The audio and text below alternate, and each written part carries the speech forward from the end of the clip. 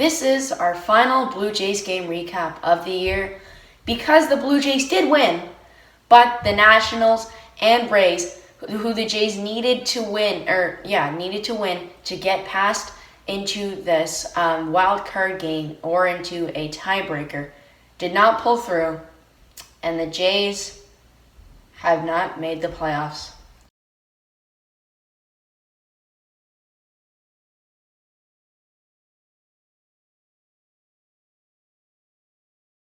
Welcome back to the Blue Jays game recap.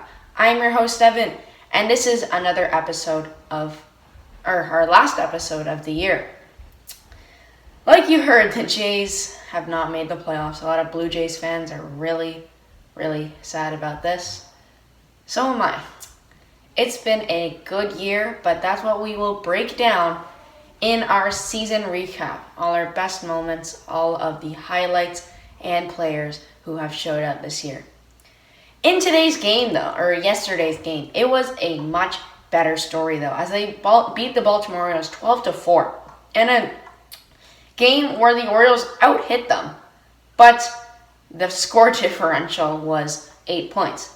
So, you see.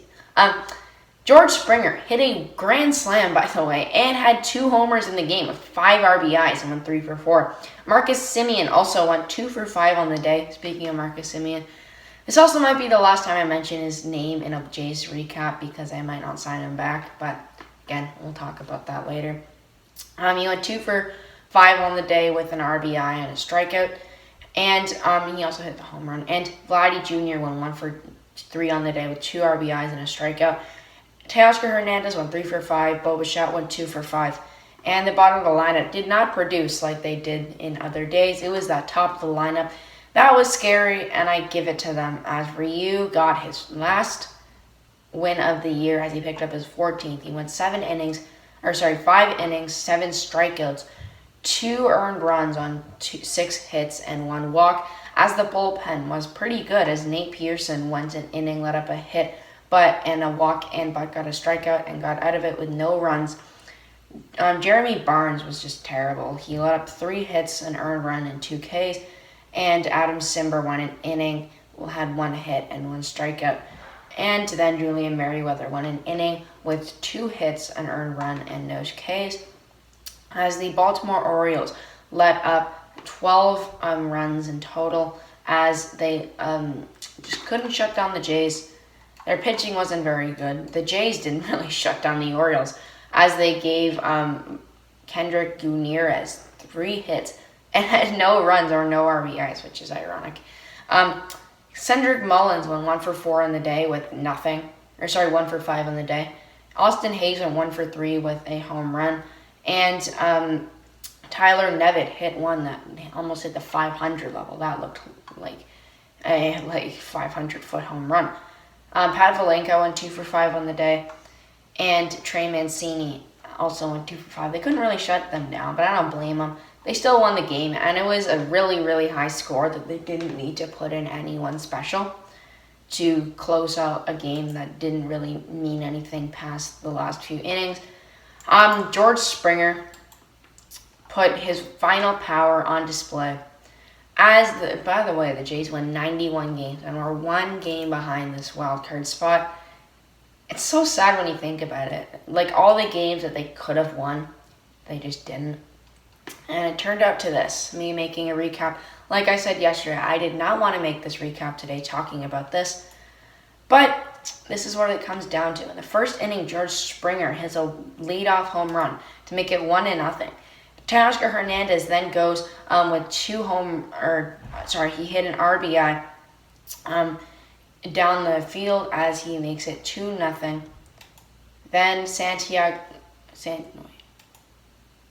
sorry about that. Wrong game. In this game today, the Jays produced. By all means, they did.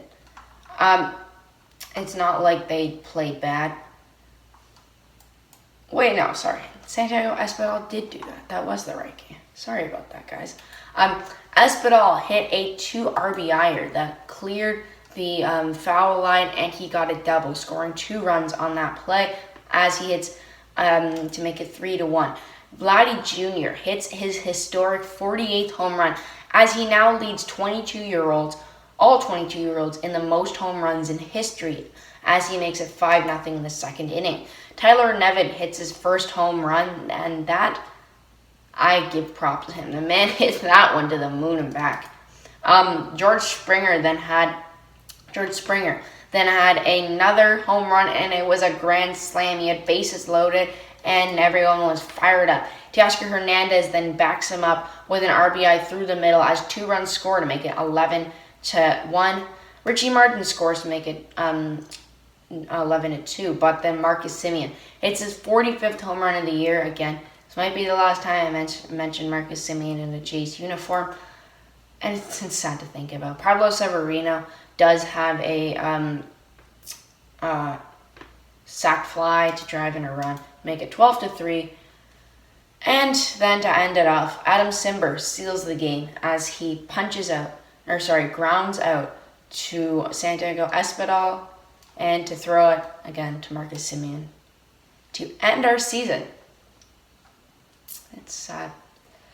There is no next game I need to talk about, and that's really just too bad. I was hoping today that we would be recapping another game tomorrow, but I guess that's not the case. Until next year, let's go Blue Jays. Bye.